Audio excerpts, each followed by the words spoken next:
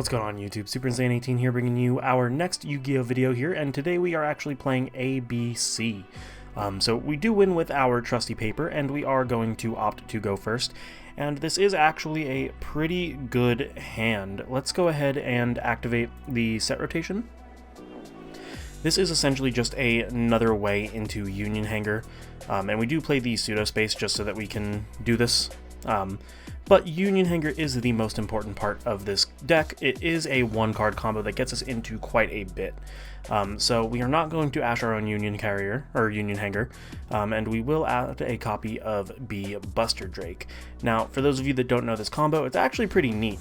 You're going to summon the Buster Drake, and using Hanger, we are going to equip a copy of Union Driver. Now, the reason this is important is because Union Driver will give us another B that is equipped to our already existing B and allow us to special summon it the same turn that it is equipped, which gets us into essentially a one-card Union Carrier. Now, normally with the Union Carrier, we would equip a, a Orbital, but because we don't need to do that because we already have the Galaxy Soldiers, we can just go into IP Masquerena here. This will trigger both of our Bs, and we will be able to search the A and the C using the Galaxy Soldiers to get rid of them. So let's add A, and let's add C. Using the Galaxy Soldier, let's ditch the A. We can just put him there. We will search our second copy, well, our third rather, of Galaxy Soldier. And then this means that we can ditch the Galaxy Soldier that we have left over for the Buster Dragon, which is pretty cool. So we are going to go into Nova, and then from Nova into Infinity, this gives us a negate. And then because we have all three of the ABC pieces, we can go ahead and summon out the Buster Dragon and pass our turn. So we end on a pretty good board. We've got the IP, which can float into other things once we get rid of the Buster. He is going to Terraforming. I think I will Ash Blossom that.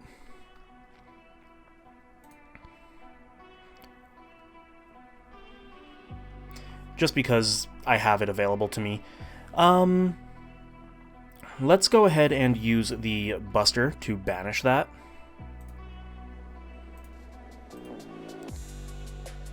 And then we will also chain the Buster to tag out. And this will allow us to utilize the IP Masquerena to our fullest extent.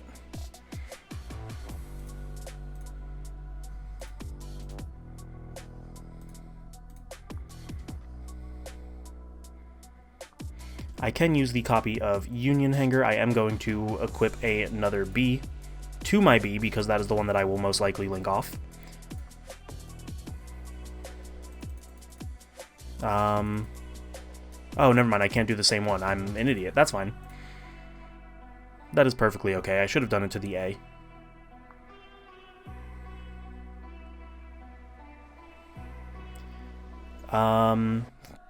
Let's go ahead and negate this with Infinity.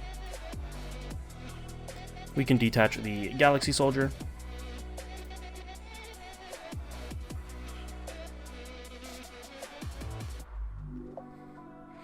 And then whatever he does next, we can go ahead and use our IP Masquerena, maybe making like an Appaloosa or something along those lines.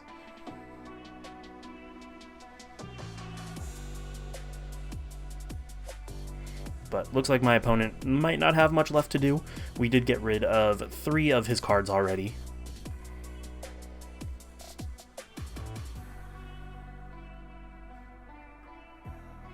We do technically still have another negate in Effect Veiler.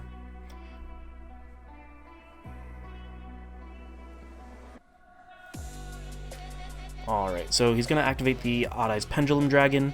Let's actually do it this way. Let's use the effect of IP Masquerena. And okay, my opponent's just going to surrender there. I was going to make the unicorn to spin it back, because there's nothing that he can do playing a pendulum deck with only 2 cards. Best case scenario there is 2 scales. So let's go ahead and move on to the next one. And jumping into our second game here, again, we are going to throw paper, and it is paying off for us today. So let's choose to go first, and unfortunately this hand sucks.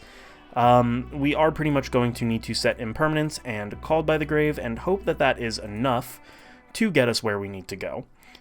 We do have the Effect Valor Negation as well, but we are going to pass turn.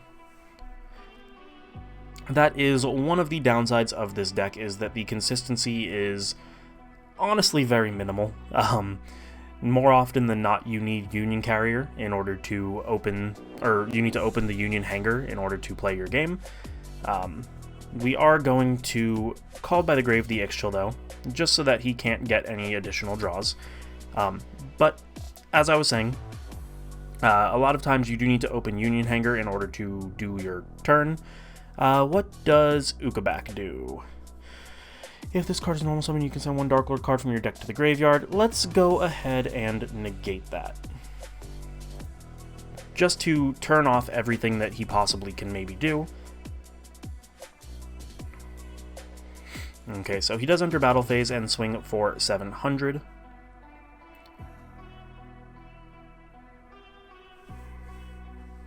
And that is the end of my opponent's turn. Unfortunately, I don't really open anything any better. I just get a Forbidden Droplets, so we are going to set this and once again pass our turn. But anyway, as I was saying, so Union Hanger is really what you need in order to fully get this deck to go off, and it's only like a 50-something or a 30-something% chance that you're going to open either Hanger or Terraforming or Set Rotation. So it's a little bit inconsistent. He does have the Condemned Dark Lord. I am going to negate this thing's effect, getting rid of Frontline Base.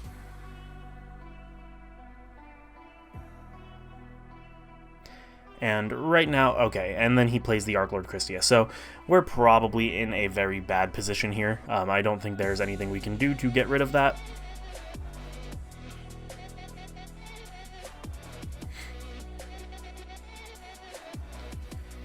Alright, so it is the end of his turn. He's going to try to use the effect, but it's still negated. So we draw for turn, and we do get the Union Hanger. Unfortunately, I don't think there's much we can do facing down an Archlord Christia. We got rid of our Forbidden Droplets, which is unfortunate. So yeah, I'm going to go ahead and just surrender here and move on to the next one. And moving into game 3, let's go ahead and switch things up a little bit and throw Rock. And it does pay off for us, so we are going to opt to go first again, and we do actually see the Union Hanger. And we already have a Galaxy Soldier, which is very good for us. So let's activate the copy of Union Hanger. Hopefully my opponent does not have a response, and we can do the same combo that you guys saw in the first game.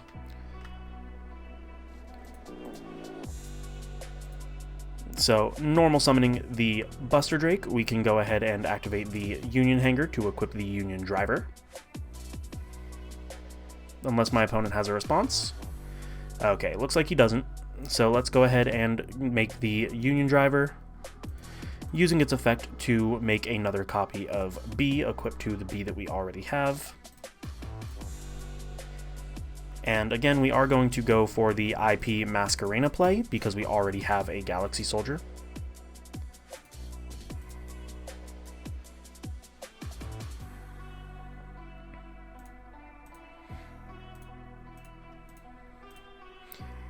Now, here we can add a copy of A and C.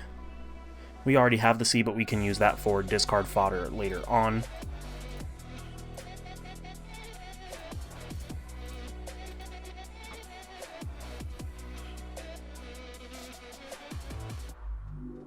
Okay, so my opponent has something, because it keeps pausing, so it's acting like he's got something that he can do.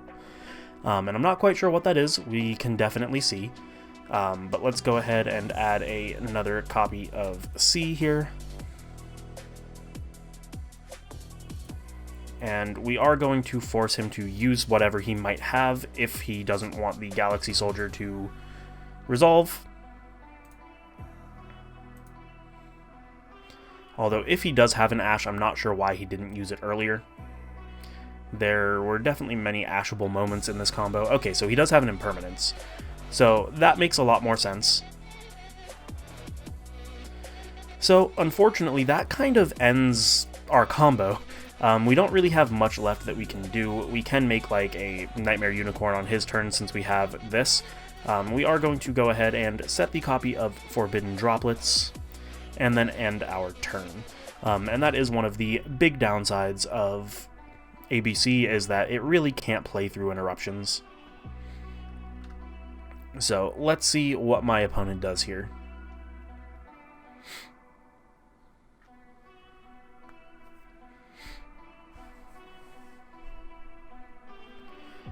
So he is going to Pot of Extravagance, which unfortunately I don't have a way to stop. There's nothing for me to do with my IP Masquerena yet, so I am going to leave it live.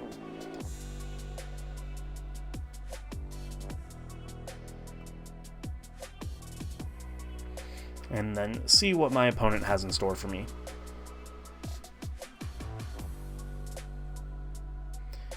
Okay, so he is going to Cosmic Cyclone, which does kind of suck. That gets rid of one of our interruptions and our way of getting the Crush Wyvern into the graveyard. So we do have to probably normal summon it next turn, unless we use it for pitch fodder off of the Unicorn. It really just depends what my opponent intends to do here. He does still have 5 cards in his hand. It looks like he is doing a Madolche line of play, though, so we'll go ahead and let him do that. For now.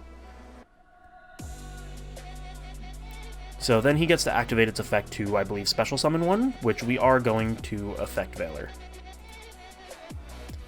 And then now, if he normal summons a card, we are free to pretty much just Nightmare Unicorn it. Depending on what it is, obviously. Looking at his grave, he doesn't have any monsters in there, so he doesn't have any... Okay, so we are going to respond to that with the IP Masquerena. And we are going to Unicorn it away.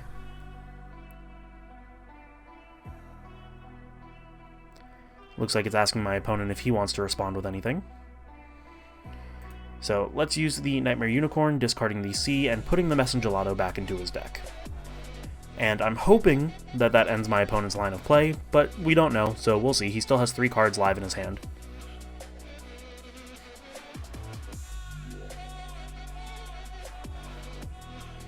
But now, okay, so Salon, I believe that gives him a second normal summon, right?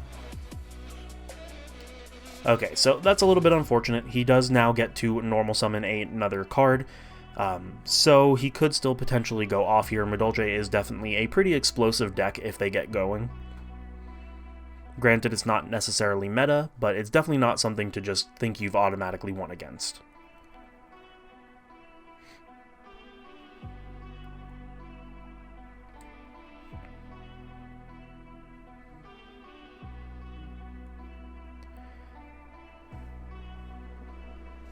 Okay, so he's going to normal summon the Pudding Cess.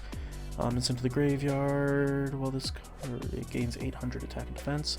Okay, so I think he's just going to run into my Unicorn just to get its effect.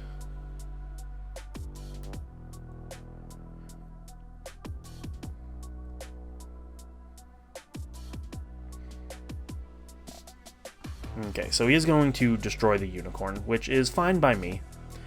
Because the IP protects it. So my opponent wasn't really thinking about that. He just took 800 damage for pretty much no reason. And then he gets the effect of the Madolche Salon.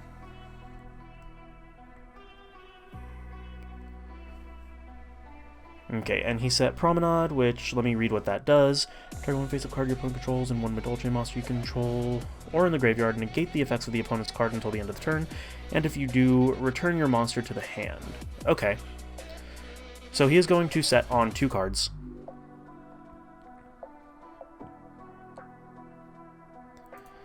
Okay, so we are pretty much just going to go directly into Buster. There's no reason not to. This just puts good damage on our field. I don't want to normal the Crush Wyvern just yet. I want to hold it for the discard fodder, so we are just going to enter battle phase. We are going to swing.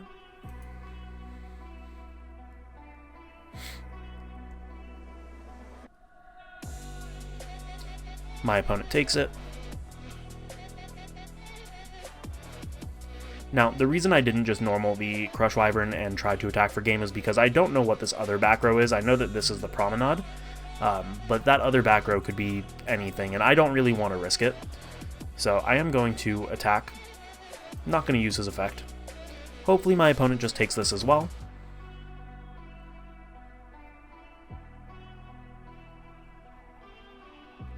And it looks like he does, and that will pretty much be the end of our turn. We do have the Buster play for the next turn to banish something, as well as an Ash Blossom, and he will only have the one card in his hand, so I'm feeling a little bit confident.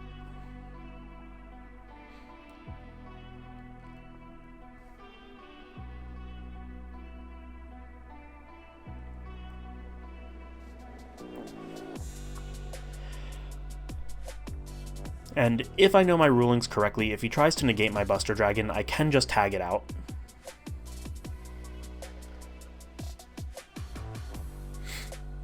So let's go ahead and use the Buster Dragon effect to get rid of the Crush Wyvern. We will banish the Salon so he doesn't get an additional summon. And then we will also use the effect of Buster Dragon to bring out our pieces. So I feel like that is probably a bad course of action for my opponent. He should have waited for me to use the Buster Dragon effect before doing that, because now he just loses a card for pretty much no reason. I will activate the effect of Union Hanger, and I will equip a copy of B to this A here, just because B gives us the most value, being able to search.